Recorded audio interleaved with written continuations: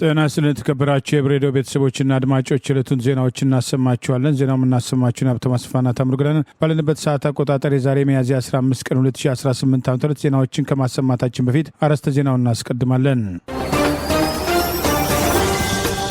በተለያዩ ቀጠናዎች እየተካሄዱ ያሉ የፋኖ ወታደራዊ ጥቃቶችን እየተበተነ ያለው ጦር የዓለም አቀፉ ሰብአዊ መብት ድርጅት ቅሬታ፣ የአገዛዙ አፈናና ድምፃዊ ቴዲ አፍሮ፣ በደቡብ እየተፈጸመ ያለው ማንነት ተኮር ጥቃት፣ ባለጊዜነትና ዘራፊው ጀኔራል፣ ቦርድና አጠያያቂው ቁጥር፣ የፖለቲካ እስረኞቹ፣ የታገተው ጋዜጠኛ፣ አዲሱ ዲፕሎማሲ፣ አሜሪካና ኤርትራ የሚሉና ሌሎችም ወቅታዊ ዜናዎች ያሉን ዝርዝሩን ነሆ።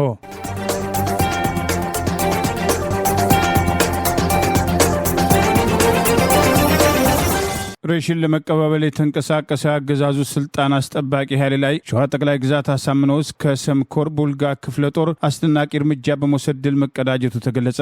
የአማራ ፋኖ ብሔራዊ ንቅናቄ ሸዋ ጠቅላይ ግዛት ዛሬ ሚያዝያ 15 ቀን 2018 ዓ.ም ቡልጋ ክፍለ ጦር የፋኖ ኮማንዶ ተወርዋሪ ሻለቆች ከሌሎች ሻለቆች ጋር በመሆን ሜጢ ወንዝ ላይ የአገዛዙ ኃይልን በመደምሰስ ድል መቀዳጀታቸውን አስታውቋል። የአገዛዙ ኃይል ሬሽን ከምንጃር ለመቀበል ከጠዋቱ 2 ሰዓት መንቀሳቀሱ መረጃ የደረሳቸው የቡልጋ ክፍለ ጦር ሻለቃዎች ቀድሞ ቦታውን በመያዝ በጠላት 2 ተሽከርካሪዎች ላይ ድንገተኛ ጥቃት በመሰንዘር ጠላት ያልጠበቀውን ሰብአዊና ቁሳዊ ኪሳራ ማስተናገዱን ጠቅሷል። የውጊያ እስከ ቀኑ 6 ሰዓት የተካሄደ ሲሆን በጠላት ላይ መጠነ ሰፊ ጥቃት ደርሶበት 2 ተሽከርካሪዎቹ ወዲያውኑ ከጥቅም ውጭ ሲሆኑ ያገዛዙ በርካታ ስልጣን አስጠባቂ ሰራዊት ሙትና ቁስለኛ የሆነ ሲሆን ባልሞ ተኳሾች ከተራገፉት የቀረ ኃይሉን በመለቃቀም ወደ መጣበት ተመልሶ ለመፈርጠጥ መገደዱን አፋብን ሸዋ ጠቅላይ ግዛት አሳምነው ህዝብ ግንኙነት መምሪያ ባወጣው በዚሁ መረጃ ገልጿል።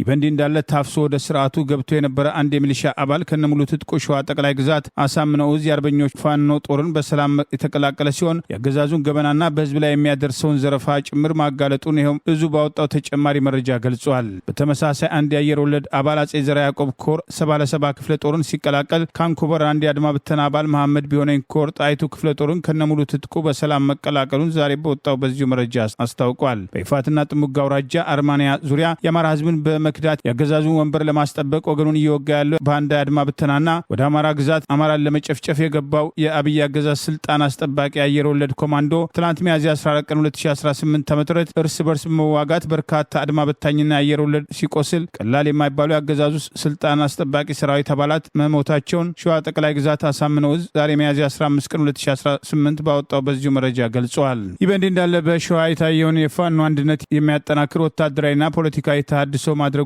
እዙ ባወጣው ተጨማሪ መረጃ ገልጿል። ከጊዜ ወደ ጊዜ ራሱን በወታደራዊ ሳይንስና ስልት እያዘመነ የሚገኘው የአማራ ፋኖ ብሔራዊ ንቅናቄ ሸዋ ጠቅላይ ግዛት አሳምነው የአጼ ዘርዓ ያዕቆብ ኮር ናደው ክፍለ ጦር ፖለቲካዊና ወታደራዊ ተሃድሶ ማድረጉን የጠቀሰው መረጃ ክፍለ ጦሩ የአማራን ህዝብ ህልውና ለማስከበርና ብሩህ ተስፋን ሰንቆ የነገውን ድል ለማብሰር የሚያስችለውን ጥልቅ ወታደራዊና ስነ ልቦናዊ ተሃድሶ ማከናወኑንም ጠቅሷል። በሸዋ ጠቅላይ ግዛት አሳምነው ስር የሚገኘው የአጼ ዘርዓ ያዕቆብ ኮር ናደው ክፍለ ጦር ከፍተኛ አመራሮችና መላው ሰራዊት ላለፉት ቀናት ሲያካሂዱ የቆዩትን ስልጠናና ተሃድሶ በአዲስ መንፈስ ማጠናቀቃቸውን በዚህም አመራሩ ለለውጥ ያለውን ቁርጠኝነት በተግባር ማሳየቱ ተገልጿል። የአመራሩ ቁርጠኝነትና የውይይቱ ዋና ነጥቦች በተሃድሶ መድረኩ ላይ የዙ ከፍተኛ አመራሮች ተገኝተው ሻለቃ ሞገስ ለማ፣ አርበኛ አንዳርጋቸው አሰፋ፣ አርበኛ ትንቢት ኃይለማርያም ከነዚህ የዛ አመራሮች ጋር በመሆን የኮሩ ዋና መሪ አርበኛ ኢዮብ ለማ የክፍለ ጦሩ አመራሮች ያለፈውን ትግል ጉዞ በጥልቀት መገምገማቸውን ውይይቱ ድክመቶችን ወደ ጥንካሬ በመለወጥና የነገውን የድል ስልት በመንደፍ ላይ ያተኮረ እንደነበር እዙ ባወጣው ተጨማሪ መረጃ ገልጿል።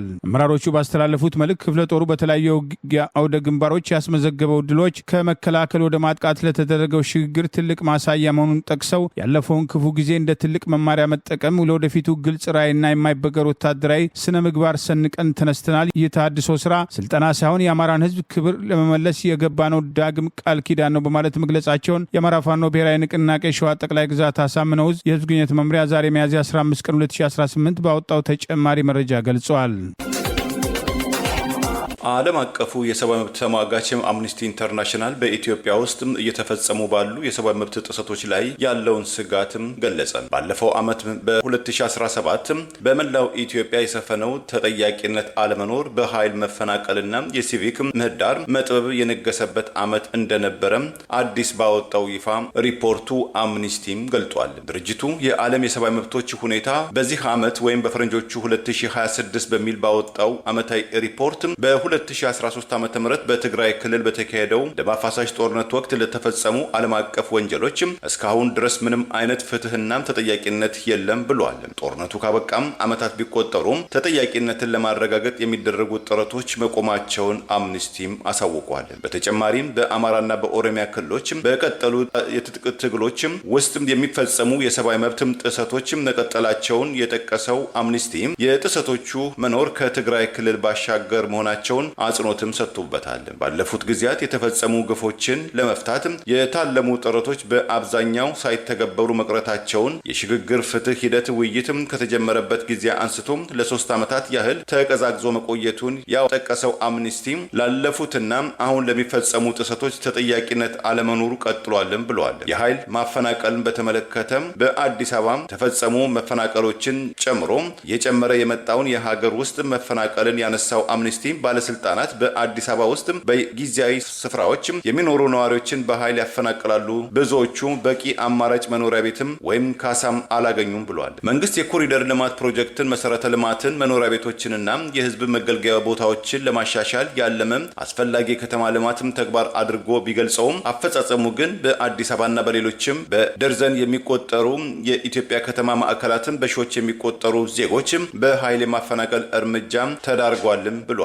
አክሎም ድርጊቱ ብዙዎችን ቤት አልባና ለችግር የተጋለጡ አድርጓቸዋልም ሲል ቅሬታውን ገልጿል። ከዚህም በተጨማሪ መንግስት ለተቃውሞ ድምጾች የሰጠው ምላሽ ማፈናቀሉን የተቃወሙ ነዋሪዎችን ትንኮሳ መፈጸምና ጉዳዩን የሚዘግቡ የሚዲያ አካላትን ማስፈራራትን እንደነበረም አምነስቲ በሪፖርቱ ላይ አካቷል። አምነስቲ በአዲስ አበባና በሌሎችም አካባቢዎች ያሉ ተገቢ ምክክር፣ ካሳ ወይም ህጋዊ ጥበቃዎች በግዳጅም ከቤት ማፈናቀል እየተፈጸመ መሆኑን በመጥቀስም የኢትዮጵያ ፌዴራላዊ መንግስት የኮሪደር ልማት ፕሮጀክትን በአስቸኳይ እንዲያቆም መጠየቁም አይዘነጋም። የአሜሪካ ውጭ ጉዳይ ሚኒስትር ማርክ ሩቢዮ በኢትዮጵያ ውስጥ የአብይ አገዛዝ በድምፃዊ ቴዎድሮስ ካሳሁን ላይ እየወሰደ ያለውን ጫናና በሀገሪቱ ሀሳብን በመግለጽ መብት ላይ የተፈጸመ ላለው አፈና ትኩረት እንዲሰጡ ጥሪ ቀረበ። አገዛዙ በጉልበት የአንጋፋው ድምፃዊ ቴዲ አፍሮን ስቱዲዮ ሰብሮ ንብረቱን መዝረፉ ታውቋል። ድርጊቱ መንግስት ሆነው በአደባባይ ማጅራት የሚመቱ መሆናቸውን ዛሬም በተግባር አሳይቷል ተብሏል። የጥበቃ ሰራተኛውን ከፍተኛ ድብደባ ፈጽመዋል። የአሜሪካ የኢትዮጵያ ህዝብ ጉዳዮች ኮሚቴ ኤፓክ አስተባባሪነት 16 የኢትዮጵያ አሜሪካውያን በዲያስፖራ የሚገኙ የሲቪክ ተቋማት በጋራ በጻፉት ደብዳቤ የአሜሪካ ውጭ ጉዳይ ሚኒስትር ማርኮ ሩቢዮ በኢትዮጵያ ውስጥ በጠቅላይ ሚኒስትር አብይ አህመድ አገዛዝ ድምፃዊ ቴዎድሮስ ካሳሁን ቴዲ አፍሮ ላይ በቅርቡ ያወጣውን ኢትዮሪካ የተሰኘ አልበም ተከትሎ እየተወሰዱ ያሉ ጫናዎች፣ የድምፃዊውን ረዳቶች ማሰርና የማሸበር ድርጊቶችና በኢትዮጵያ ውስጥ ከጊዜ ወደ ጊዜ እያደገ የመጣውን ሀሳብን በነጻነት የመግለጽ መብት የማፈን እርምጃዎች ላይ ትኩረት እንዲሰጡ ጥሪ አቅርበዋል። ጠቅላይ ሚኒስትሩ በተደጋጋሚ ከወጣ አንድ ሳምንት የሆነውና ከ87 ሚሊዮን በላይ ጊዜ የተደመጠውን የድምፃዊ ቴዎድሮስ ካሳሁን ኢትዮሪካ አልበም አስታኮ ከአንዴም 2 ጊዜ ማስፈራሪያ ያወጡና የቅርብ ረዳቶችን ማሰር የጀመሩ ሲሆን ዛሬ ደግሞ ምሽት ተገን አድርገው የፌዴራል ፖሊስ አባላትን ይላሉ ሲኤምሲ ወደሚገኘው የአንጋፋው ድምፃዊ ቴዎድሮስ ካሳሁን ስቱዲዮ በመሄድ የጥበቃ ሰራተኛውን ደብድበው ንብረት ጭነው የሄዱ ሲሆን ይህንን ተግባር በህጋዊ መንገድ የፍርድ ቤት ትዕዛዝ አምጥቶ በቀን ማድረግ ሲቻል እንደ ማጅራት መቺ ድርጊታቸው ሁሉ መንግስት ስልጣን ላይ ተቀምጠው የማጅራት መቺ መሆኑን በተግባር አሳይተዋል የሚሉ ወቀሳዎች ተከትለው ቀርበዋል። በአገዛዙ መዋቅር ውስጥና በስልጣን አስጠባቂ ሰራዊት ጭምር እኛን ኢትዮጵያዊ ናችሁ እያላችሁ ትቀሰቅሳላችሁ፣ ኢትዮጵያ ብሎ ስለዘፈነ ለምን ደማችሁ ይፈላል፣ ለምንድን ነው ጫና የምታደርጉብን በማለት የሰራዊቱ አባላት ጭምር በየካምፖቻቸው የድምፃዊውን ሙዚቃ በአደባባይ እንዳያሰሙ የሚደረግባቸውን ክልከላ በመቃወም በቡድን ሆነው ቅሬታቸውን እስከ መግለጽ መድረሳቸውና ይህም ሙዚቃው ሊደመጥ አይገባም በሚልና በዘር ጥላቻ በተመሩ ያገዛዙ ስልጣን አስጠባቂ መኮንኖች አማካኝነት አንዳንድ ወታደሮች እስከ መታሰር መድረሳቸውን የሚጠቅሱ መረጃዎችን መውጣት ጀምረዋል። ጠቅላይ ሚኒስትሩ ከኃይል እርምጃ እንዲቆጠቡ የህዝቡን እውነት የተናገረውን ድምፃዊ ከማጥቃት ይልቅ በህዝቡ ላይ የፈጸሙት ያለውን ግፍ ቆም ብለው እንዲያስቡና አገዛዛቸው እንደ ከዚህ ቀደሙ በማፈን በመግደልና በማሰር ስልጣኑን ማስቀጠል የሚችልበት እድል እየጠበበ መምጣቱን መገንዘብ አለመቻላቸው ሲያስወቅሳቸው የቆየ ሲሆን አንዴ እንደ ጉቶ ነቅለን እንጥላለን፣ በሌላ ጊዜ ራሳቸውን ንስር በማድረግ ቁራ ቢጮህም እንደፈለገን ከፍ ብለን እንበራለን ለማለት የሞከሩ ቢሆንም ከአዕዋፋቱ ባህሪ ጋር የማይጣመር ገለጻቸው ያስተቻቸው ጠቅላይ ሚኒስትሩ በጉልበት እርምጃቸው በማጽናት ቀደም ሲል ድምፃዊውን የቅርብ ጓደኛ እንዲሁም ምክትል ማናጀሯን ከአዲስ አበባ በቁጥጥር ስር ያደረጉ ሲሆን በተለይም አቶ ያሲንን በያዙበት ወቅት የፈጸሙት ድብደባ አደባባይ ላይ ከወጣው ከሙዚቃ ስራ ጋር ሳይሆን ጥልቅ ጥላቻቸውና ስልጣንን ለዚሁ ህገወጥ ዓላማቸው መዋላቸውን በተግባር ማረጋገጣቸው በወቀሳ የተነሳ ይገኛል። ቀደም ሲል የቀድሞው የአሜሪካ የአፍሪካ ጉዳይ ረዳት ዋና ጸሐፊ የነበሩት አምባሳደር ቲቦር ናዤ ድምፃዊ የህዝቡን እውነት በመዝፈኑ ያላቸውን አድናቆት ገልጸው ስራው እንዲደመጥ ከመጠየቃቸው በተጨማሪ ሙዚቀኞች በስራዎቻቸው እውነቱን ለማንጸባረቅ ከጋዜጠኞችና ኤክስፐርቶች በላይ መሆናቸውን ድምፃዊውም በድፍረትና በጀግንነት ለሰራው ስራ ያላቸውን አክብሮት መግለጻቸው አይዘነጋም። ቀደም ሲል ስርዓቱን በጭፍን ሲደግፉ የነበሩና ጠቅላይ ሚኒስትር አብይ አህመድን ነጥለው የኢትዮጵያ ተቆርቋሪ አድርገው እስከዛሬም ድረስ ራሳቸውን ሲያታልሉ የነበሩ ግለሰቦች ሳይቀር አገዛዙ በድምፃዊ ቴዎድሮስ ካሳሁን ላይ እየወሰደ ያለውን ጫና ተከትሎ በስርዓቱ ላይ የተቃውሞ ድምፅ ማሰማት ጀምረዋል። እንደ ማጅራት መቺ በር ሰብረው የጥበቃ ሰራተኛ ደብድበው ከስቱዲዮ በርካታ የሙዚቃ መሳሪያዎች፣ ኮምፒውተሮችን ዘርፈው የሄዱት የፌዴራል ፖሊስ አባላት በአንድ ሳምንት ውስጥ ከ87 ሚሊዮን በላይ ጊዜ እይታ ያገኘው ሙዚቃ አደባባይ ከወጣ በኋላ ያደረጉት መፍጨርጨር ስርዓቱ አማካሪ የሌለውና በጠመንጃና በጉልበት ከማሰብ ያልተላቀቁት ጠቅላይ ሚኒስትር እርምጃቸው የበለጠ ከህዝብና ከራሳቸው ደጋፊዎች ጭምር ከጊዜ ወደ ጊዜ እየነጠላቸው እንደሚሄድ ግልጽ ማሳያ መሆኑ በቅሬታ የተነሳ ይገኛል። በደቡብ ኢትዮጵያ ክልል ኮሬ ዞን ለዓመታት ባልተፈታውና ዛሬም በቀጠለው የንጹሐን ዜጎች ግድያም በትንሹም ከ400 በላይ አርሶ አደሮች መገደላቸውን በህዝብ ተወካዮች ምክር ቤት አንድ የአካባቢው ተወካይ ገለጹ። በህዝብ እንደራሴዎች ምክር ቤት የኮሬ ዞን የህዝብ ተወካይ የሆኑት ዶክተር አወቀ አምዛዬ ለቲክታቭ ኢትዮጵያ እንደነገሩትም ሰሞኑን ከኦሮሚያ ክልል ጉጂ ዞን ጋላና ወረዳ የተነሱ የታጠቁ አካላት ወደ ዞኑ ሰርጎርካም ወረዳም ቀበሌ ዘልቀው በመግባት በፈጸሙት ጥቃት 2 ንጹሃን በአሳቃቂ ሁኔታ መገደላቸውን ገልጸው ሌላም አንድ ሰው ክፉኛ መቁሰሉን አስታውቀዋል። ኢትዮጵያ መፍትሄ ባላገኘችለት በዚህ አካባቢም ግድያና ጥቃትም ዙሪያ የዞኑ የክልል ባለስልጣናትም ለመጠየቅ የተደረገው ሙከራ ስልክ ባለማንሳታቸው አለመሳካቱን የገለጸው ዘገባው፣ ይሁን እንጂ በህዝብ እንደራሴዎች ምክር ቤት የኮሬ ዞን ህዝብ ተወካይ የሆኑት ዶክተር አወቀም አምዛዬ በዞኑ ያለውን ግድያና አጠቃላይ ችግር በተመለከተ ማብራሪያ የሰጡ ሲሆን ሰሞኑንም ግድያው ተፈጽሟል ያሉት የህዝብ እንደራሴው እስከ አምና ድረስም ከ350 በላይ ሰዎች ተገድለዋል። ከዘንድሮ ጋር በአጠቃላይ ከ400 በላይ ሰላማዊ ዜጎችም ተገድለዋል። ብዙ ሰው ቆስሏል። ካለፉት ዓመታት አንስቶም እስካሁን ድረስም ከ400 በላይ ሰዎችም ተገድለውብናል። ይህ ነው ያለው እውነታ ሲሉም ተናግረዋል። ዝርዝር ጥናት ባይደረግም ለምሳሌ ገላናም አካባቢም ጨሎና ጡርባ ከ2 ቀበሌያትም ከሀገረ ማርያም ኮሬ ናቸው ተብለው ወደ 50 ሺህ ህዝብ ተፈናቅለዋል ያሉት የህዝብ እንደራሴው ከ2009 ጀምሮ እስካሁን በተከታታይ ችግሩ እየተባባሰ መሆኑን ገልጸዋል። የግድያ ሁኔታዎችም አልቆሙም። አስፈሪ ድብደባና ሰው ወጥቶ መግባትም አይችልም። እረኛም ከብቱን ይዞም ሲሄድ ይመታል፣ ከብቱም ይዘረፋል፣ ከብቱ በጥይት ይመታል። አርሶ አደሮችም ሲጠምዱ በጥይት ይመታሉም ሲል አሁን ያለውን ነባራዊ ሁኔታ በቅሬታም ገልጸዋል። የህዝብ እንደራሴው መንግስት ነው መፍትሄ የሚያመጣው የሚል እምነት እንዳላቸው በመግለጽ ለመንግስት በየጊዜው እንጮሃለን ግን ምንም አይነት ምላሽ እየተሰጠ አይደለም ሲሉም ቅሬታቸውንም አክለዋል። የጥቃት አድራሾቹን ማንነትን በተመለከተ አስተያየት የሰጡት የህዝብ እንደራሴው አርሶ አደሮቹ ሸኔ አይደለም የመንግስትም ታጣቂዎች ናቸው የሚያጠቁን ነው የሚሉትም ብለዋል። ነገሩ ውስብስብ ነው ያሉትም የህዝብ እንደራሴው ሸኔም አለም ግን ሸኔውን አስጠግቶ እያኖረ ያለው እዛ ያለው የመንግስት አካል ነው። 20 ኪሎ ሜትር ርቀት ውስጥ ሸኔ ከመንግስት የሚደበቅበትም አንዳችም እድል የለም፣ ትንሽ ቦታ ናት በማለትም ሁኔታውን ገልጸዋል።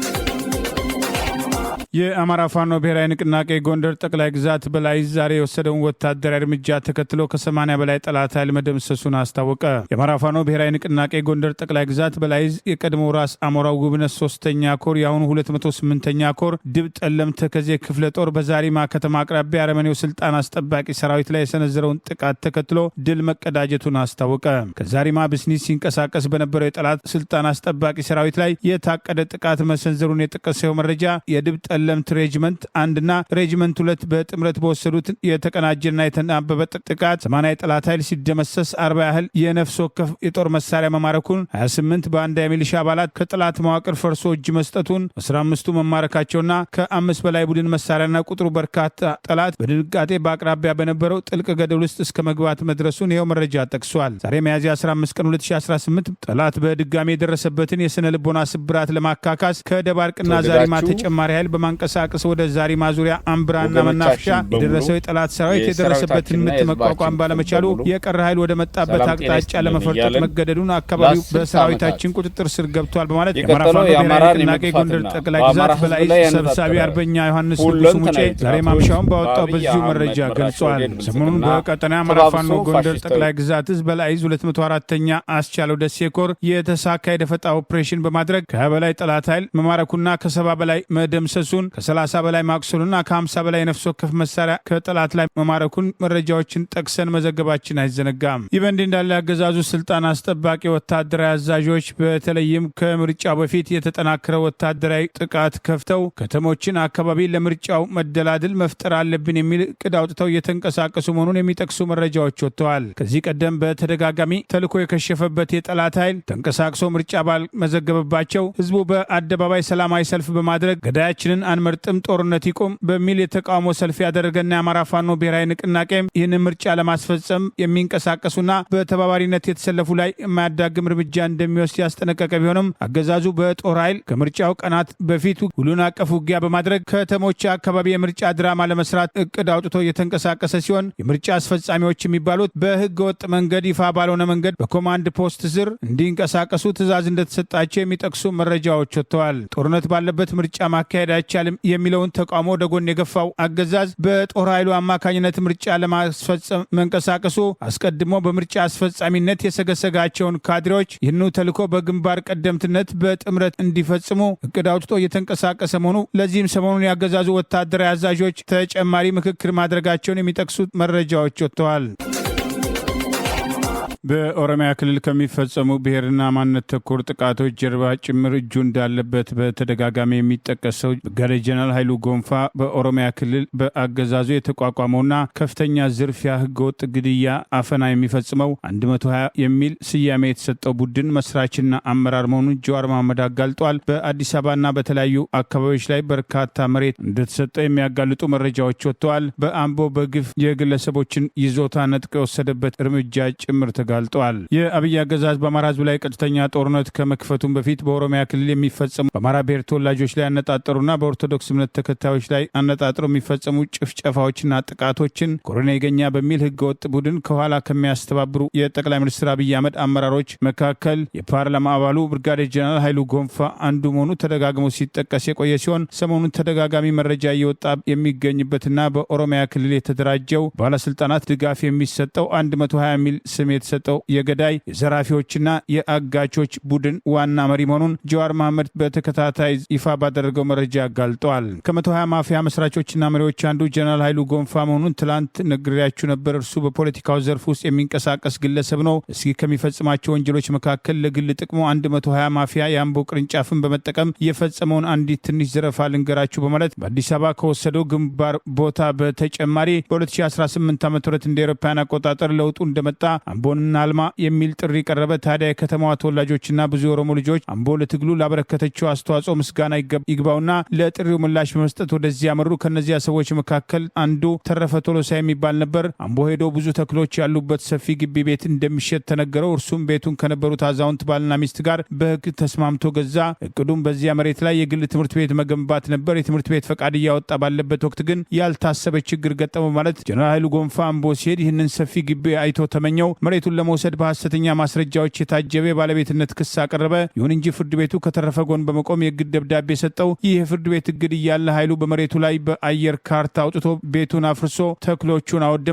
ተረፈ ወደ ኦሮሚያ ክልል መንግስት በመሄድ አቤቱታ አቅርቦ ለማስቆም ሞከረ። የተረፈ ዘመዶች ከኦሮሚያ የተሰጣቸው ደብዳቤ ይዘው አምቦ ሲደርሱ የአሁኑ የጸጥታ ቢሮ ኃላፊ ባይሳ ሁሴን ይዟቸው በማሰር ደበደባቸው። ተረፈ አምቦ ሲሄድ እርሱንም ይዘው አሰሩትና ይህንን መሬት በፈቃድ ለቅቅ ያለው ብለህ ፈርም አሉት። እምቢ አለ። የአምቦ ህዝብ በተረፈ ላይ የተፈጸመ የተፈጸመውን በደል ሰምቶ ቁጣውን ማሰማት ሲጀምር ለቀቁት። ነገር ግን ጀነራል ኃይሉ ጎንፋ ተረፈ የገዛውን ቤት በጉልበት አፍርሶ ቤት መስራት ጀመረ። ተረፈ አሁን ለአቤቱታ ወደ አምቦ ሲመለስ መሬቱን መተው ወይም መሞት አንዱን ምረት ተባለ። አይ በህይወት መኖር ይሻለኛል ብሎ አልቅሶ ተወው። ዛሬ ተረፈ አዲስ አበባ ውስጥ በኪራይ ቤት ይኖራል በማለት የጀነራሉን ተግባር አጋልጠዋል። ጀነራል ኃይሉ ጎንፋ የተረፈ ቶሎሳን መሬት በኃይል ለመውሰድ ሲል 120 ማፊያ ቡድን በመጠቀም ልጆቹን እስከ ማፈን ድረስ ሄዶ እንደነበረ የጠቀሰው ጀዋር ከዚህ በላይ ማፊያነት አለ ወይ? ልብ በሉ ይህንን ወንጀል የፈጸሙት ገና ቡድኑን መጀመሪያ ሲመሰርቱ በ2022 ነው። ከዚያ ወዲህ መዋቅራቸው ይበልጥ አስፍተው አቅም ገንብተው ስንት ትልልቅ ወንጀሎች እንደሰሩ ገምቶ ማለት በመሬቱ ላይ ኃይሉ የባለቤትነት ክስ ከጀመረ በኋላ 120 ቡድኖች ደግሞ ሁለት ልጆቹን አገቱበት። ሁለት ትንንሽ ልጆቹ በቁጥጥራቸው ስር አውለው ከፍተኛ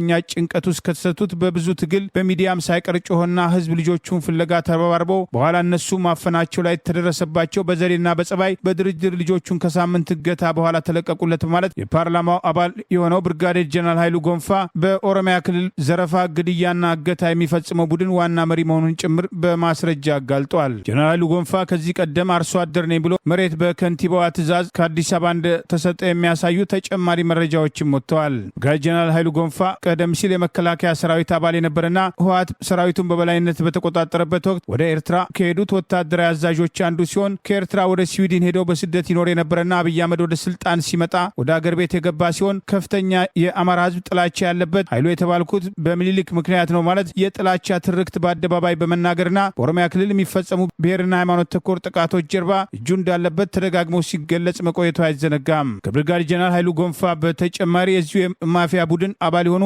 ስልጣንና ጊዜ ያለን በሚል ከፍተኛ ዝርፊያ፣ እገታ፣ ድብደባ የሚፈጽሙ የቡድኑ አባላትን ጀዋር መሐመድ በተከታታይ በማህበራዊ ሚዲያው በማስረጃ ማጋለጡን ቀጥሏል።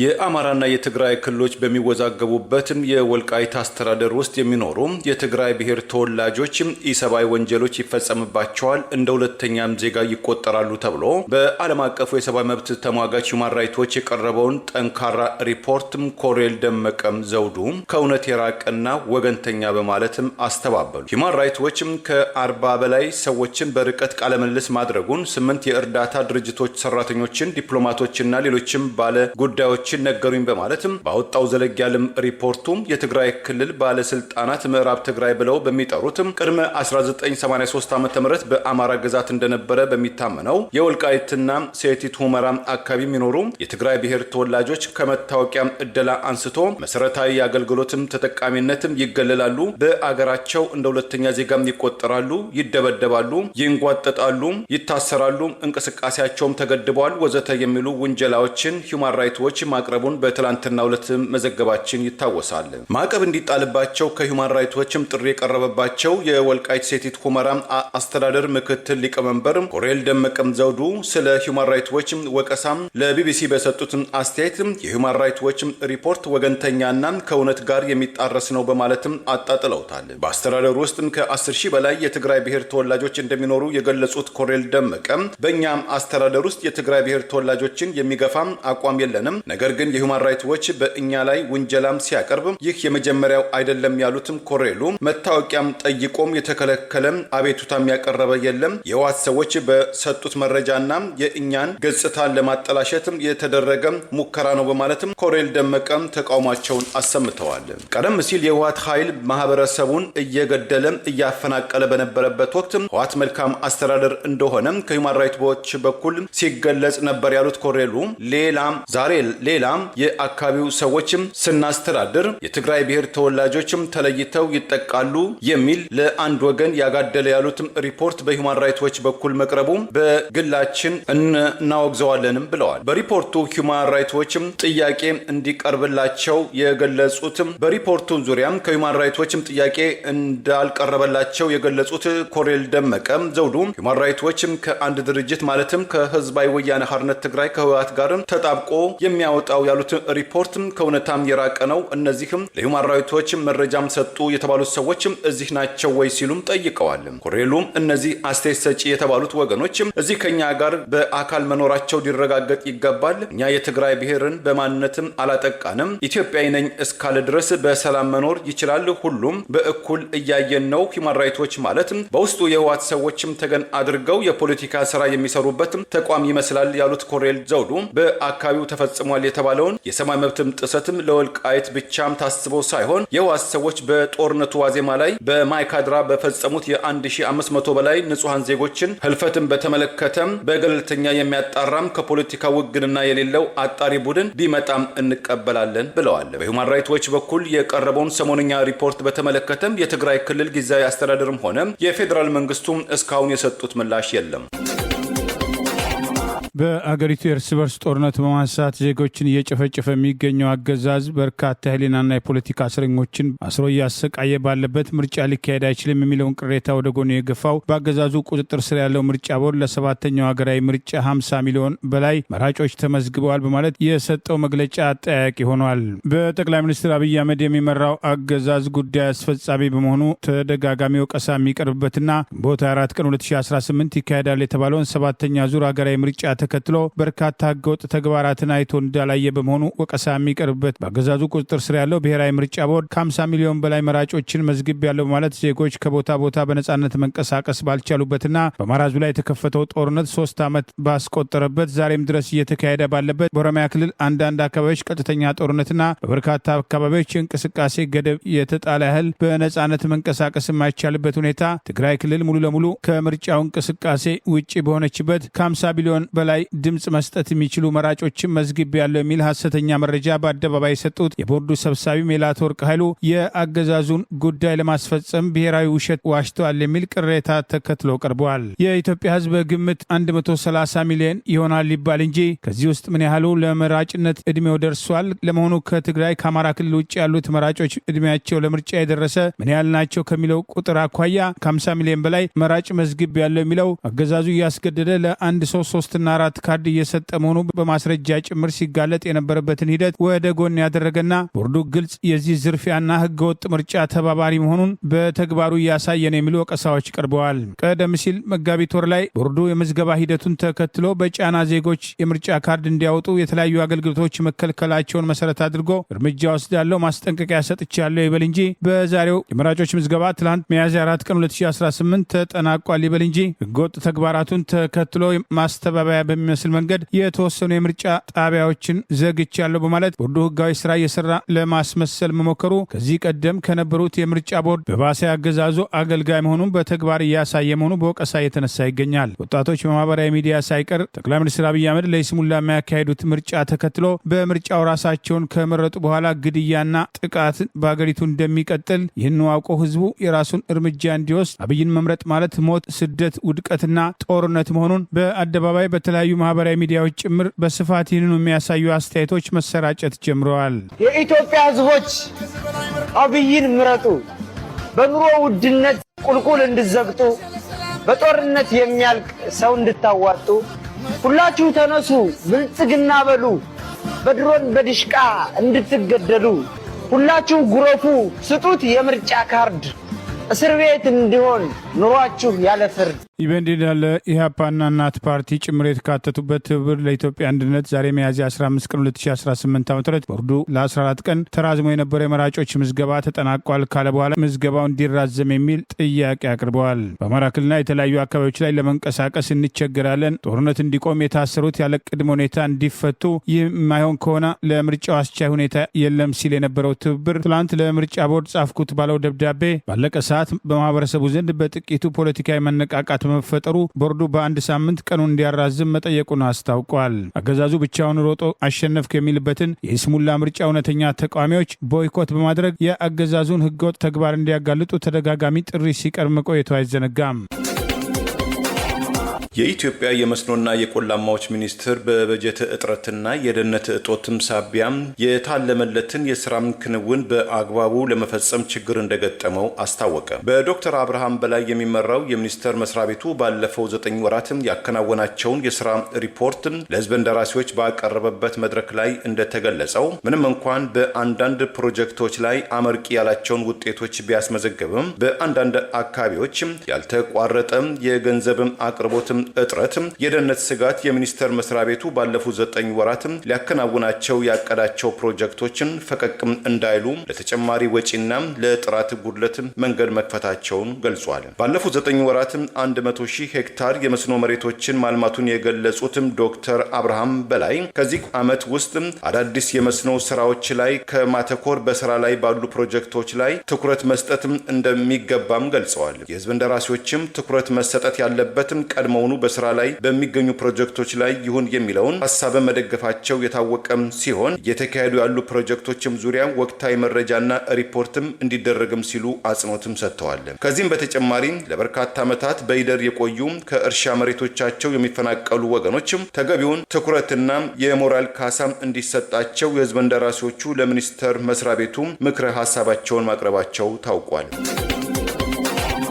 የፖለቲካ እስረኞቹ የምክር ቤት አባላት ጭምር ያሉበት እነ አቶ ዮሐንስ ቧያለው ዛሬ ፍርድ ቤት ቀርበዋል። የአቃቤ ሕግ ምስክር የሰነድ ማስረጃ ክርክር መርምሮ ብይን ለመስጠት በሚል ለግንቦት 28 ቀን 2018 ተለዋጭ ቀጠሮ የተሰጠ ሲሆን በሌላ በኩል በፖለቲካና ሕሊና እስረኞቹ ላይ የተፈጸመ ያለውን የመብት ጥሰት ተከትሎ የቅሊንጦ ማረሚያ ቤት ኃላፊ በችሎት ፊት ተገኝተው ምላሽ እንዲሰጡ በድጋሚ ትዕዛዝ መሰጠቱም ታውቋል። በአማራ ማንነታቸው ሳቢያ በግፍ እስር ላይ የሚገኙት የምክር ቤት አባላት እነ አቶ ዮሐንስ ቧያለው መዝገብ የተካተቱት የህሊናና የፖለቲካ እስረኞች መካከል 16 የአገዛዙ የፈጠራ የሽብር ተከሳሾች ዛሬ ሚያዝያ 15 ቀን 2018 በፌዴራል ከፍተኛ ፍርድ ቤት ልደታ ምድብ ሁለተኛ የህገ መንግስትና ጸረ ሽብር ወንጀል ባሉት ችሎት ቀርበው የአቃቤ ሕግ ምስክርና የሰነድ ማስረጃ ክርክር መርምሮ ለመበየን ፍርድ ቤቱ ተጨማሪ ጊዜ ያስፈልገኛል በማለቱ ለግንቦት 28 ቀን 2018 ተለዋጭ ቀጠሮ ተሰጥቷል። በተደጋጋሚ በሰብአዊ መብት ጥሰት ስማቸው ሲነሳ የነበረው የቅሊንጦ ማረሚያ ቤት የጥበቃና ደህንነት አስተባባሪ ኢንስፔክተር ድሪባ ሰንበታ በፍርድ ቤቱ ጥሪ መሰረት ዛሬም ችሎት ያልተገኙ ሲሆን ወኪላቸው ነኝ ያሉት በፍርድ ቤት መገኘታቸውን ተከትሎ ችሎቱ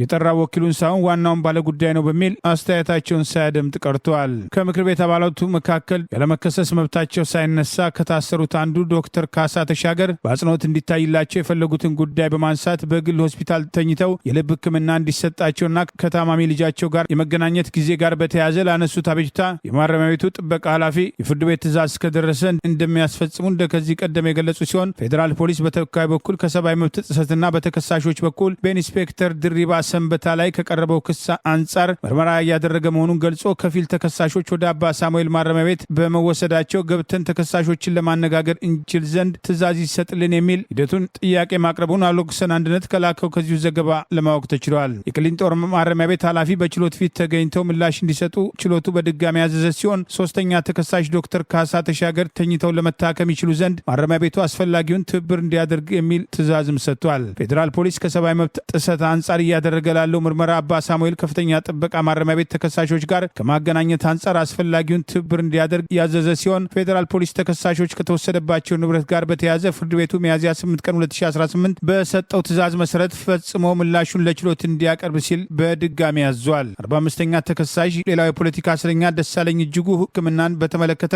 ከሰብአዊ መብት ጥሰት አንጻር ባቀረቡት አቤቱታ መሰረት ምርመራ አድርጎ ውጤቱን እንዲያሳውቅ የኢትዮጵያ ሰብአዊ መብት ኮሚሽንን አዟል። ይህ በእንዲህ እንዳለ በተደጋጋሚ ሰብአዊ ጥቃት የተፈጸመባቸው መርጌታ በላይ አዳሙ በአባ ሳሙኤል ማረሚያ ቤት እየተስተዋለ ካለው ከውሃና የምግብ አቅርቦት እንዲሁም ከቤተሰብ ግንኙነት ጋር ለተያያዘ ችግር አቤቱታቸው በጽሁፍ ይግባ መርምረን ትዕዛዝ እንሰጣለን በማለት ችሎቱ በቃል እንዳያመለክቱ የተከላከለ ሲሆን ችሎቱ የሰጠዋቸውን ትዕዛዝ አፈጻጸምና ምላሽ ለመቀበል በሚል ለሚያዝያ 22 ቀን 2018 ተለዋጭ ቀጠሮ ሰጥተዋል። ይህ በእንዲህ እንዳለ በሌሎችም መዝገብ የተከሰሱ ሌሎች የአማራ ብሔር ተወላጅ የፖለቲካ እስረኞች ዛሬ በተመሳሳይ የቀረቡ ሲሆን ከነዚህ መካከል ተከሳሽ ተመስገን አቤ ተከላከል የሚል ብይን እንደተሰጠው አሎክሰን አንድነት ከላከው ከዚሁ ዘገባ ማወቅ ተችሏል። በአገዛዙ የፈጠራ የሽብርና በህገወጥ መታወቂያ ይዞ መገኘት በሚሉ ክሶች ተከላከል የተባለው የፖለቲካ እስረኛ አሉኝ ያላቸውን ተከላካይ ምስክሮች ሐምሌ 8ና 9 2018 አቅርቦ እንዲያስመሰክር ሲል ፍርድ ቤቱ ብይን መስጠቱን ይኸው ዘገባ አመልክቷል። ይህ የፖለቲካ እስረኛ በአካሉ ላይ የገጠመውን ጉዳት ታሳቢ ማድረግ ሽፍን ጫማ እንዲገባለት ፍርድ ቤቱ ያዘዘ ቢሆንም ማረሚያ ቤቱ ተፈጻሚ ያለማድረጉ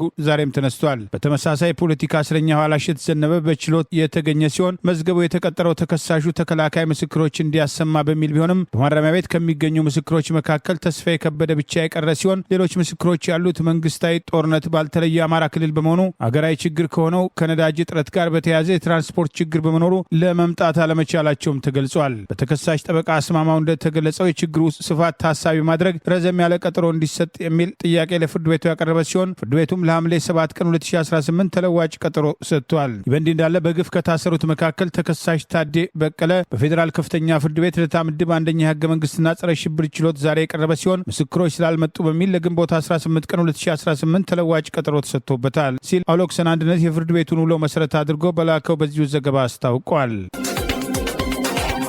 ከአንድ ሳምንት በፊት ሲቪል ልብስ በለበሱ ሰዎችም ከመስሪያ ቤቱ ከአዲስ አበባ ውስጥ የተወሰደው የአዲስ ስታንዳርድ ዲጂታል መጽሔት ማኔጂንግ ኤዲተር ሚሊዮን በየነ የተያዘው በደህንነት ኃይሎች መሆኑን አዲስ አበባ ውስጥ በሚገኘው ስውር የማቆያ ቦታ ውስጥ እንደሚገኝ አሳታሚው ድርጅት አስታወቀ። ባለፈው ሳምንት ረቡዕ ዕለት ከተወሰደበት ጊዜ አንስቶ በማን እንደተያዘና ያለበትም ስፍራ ያልታወቀው ጋዜጠኛ ሚሊዮን በመንግስት በእስር ላይ መሆኑን እንደተረጋገጠም የአዲስ ስታንዳርድ አሳታሚ ሆነው ጃኪን የህትመት የሥራ ኃላፊነቱ የተወሰነ የግል ማህበር ገልጿል። አሳታሚው ትላንት ረቡዕ ባወጣው መግለጫ እንዳስረዳው አሁን ቢሆን ጋዜጠኛው ቤተሰቡ፣ የሥራ ባልደረቦቹና የህግ አማካሪዎቹ ሊያነጋግሩት አልቻሉም ብሏል። ባለፈው ሳምንት ለጥያቄም ትፈለጋለህ ተብሎ ጋዜጠኛ ሚሊዮን ከተወሰደ በኋላ ማክስ ያደረጉ ሰዎች ከመስሪያ ቤቱ እንደወሰዱት በደህንነት ካሜራ የተቀረጸ ቪዲዮ ላይ ግለሰቦቹ ድርጊቱን በታቀደና በተደራጀ መልኩ ሲፈጽሙ መታየቱን አሳታሚው በወቅቱ ባወጣው መግለጫ ጠቅሶ ማሰራጨቱን መዘገባችን ይታወሳል። ስለ ጋዜጠኛው መወሰድም ጥያቄ የቀረበላቸው አዲስ አበባ ፖሊስና የፌዴራል ፖሊስ በቁጥጥራችን ስር አይደለም የሚል መግለጫ ለአዲስ ስታንዳርድ ዋና አዘጋጅ ዮናስ ከድር የገለጹ ሲሆን ሁኔታው ቤተሰብ ላይም ጭንቀት መፍጠሩም ተስተውሏል።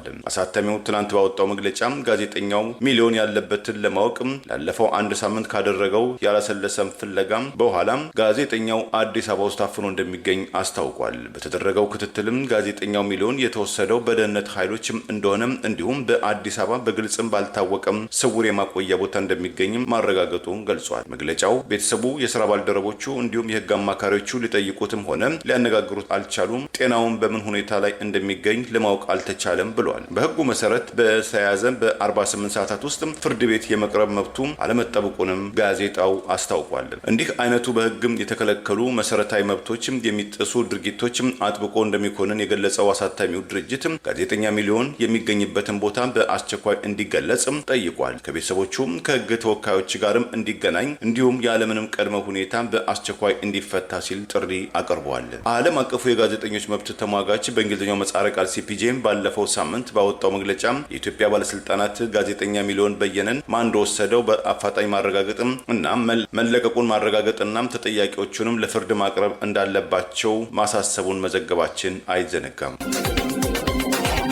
የአሜሪካ አስተዳደር በቀይ ባህር ቀጠና ያለውን ስትራቴጂካዊ ሚዛን ለመጠበቅ በሚያደርገው ጥረት ከኤርትራ ጋር ያለውን ግንኙነት እንደገና ለመጀመር የተጣሉ ማዕቀቦችን ለማቅለል አማራጮችን እያጤነ መሆኑን ተዘገበ። ዘ ዎል ስትሪት ጆርናል የአሁንና የቀድሞ ባለስልጣናትን ጠቅሶ እንደዘገበው በግምገማው ላይ ያለው ይህም ተነሳሽነት ከ1120 ኪሎ ሜትር በላይ የቀይ ባህር የባህር ዳርቻን ከምትቆጣጠረውና ለረጅም ጊዜ ከዲፕሎማሲም ተገላም ከቆየችው ካላት ኤርትራ ጋር የዲፕሎማሲ ግንኙነት ለመጀመር ያለመ ነው ብሏል። ይህ እርምጃ የታቀደው የዋሽንግተን መንግስት በኢራንና በቀጠናው አጋሮቹ አማካኝነት በባህር የንግድ መስመሮች ላይ የሚሰነዘሩ ስጋቶችን ለመግታት በሚጥርበት ወቅት እንደሆነም አመላካች ነው ብሎታል። በባህረ ሰላጤው ቁልፍ የንግድ መስመሮች ላይ ያለውን ውጥረት የጨመረ መምጣቱ ለዲፕሎማሲያዊ ጥረቱ መፋጠን ምክንያት እንደሆነም ተገምቷል። በኢራን የሚደገፉት የየመን ሀውቲዎች ቀይ ባህርን ከአደን ባህረ ሰላጤ